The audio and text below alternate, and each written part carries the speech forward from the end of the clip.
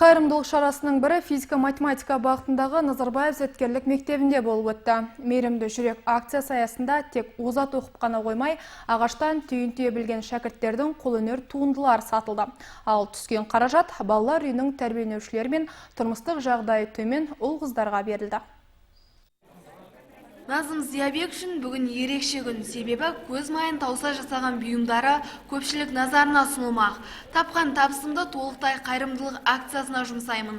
Көмекке мұқтаж жандарға қол ұшын созып жатқаныма қуаныштымын. Барлық замандастарымды мейірімділік пен ізгілікке шақырамын дейді. Осы бұйымға менің 2 апта уақытым өтті, бірақ мен оған еш өкінбеймін. Мен басқа адамдарға көмектескеніме өте қуаныштымын. Осы туындыға жүн, ине және губка қажет болды.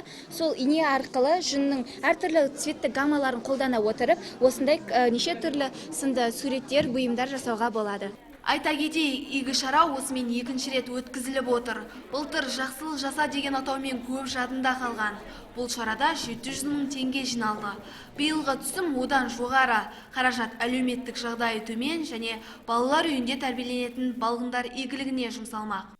Бұл іс-шараны ұйымдастырудағы негізгі мақсатымыз бұл зияткер оқушыларымыздың бойындағы ұлтжандылық, көшбасшылық, жан-жақтылық секілді жақсы қасиеттердің дамуына ықпал ету, әрі көмекке мұқтаж жандарға көмектесу болып табылады. Қазірден бастап мүмкіндігі шектеулі жандарға қол күшін аямау, жомарттылық, жүректердегі мейірімділік және де өзге жандарды бақытты ету. Осы арқылы біз болашақта елімізді өркендетіп және де болып жатқан кризистен алып шыға аламыз деген ойдамын. Жерде бір бала қуанса, көкте 1000 періште шаттанады. Ал жастардың жақсылыққа ұмтылуы көңілге қуаныш ұялатады. Қайырымды істері көпке үлгі болса игі.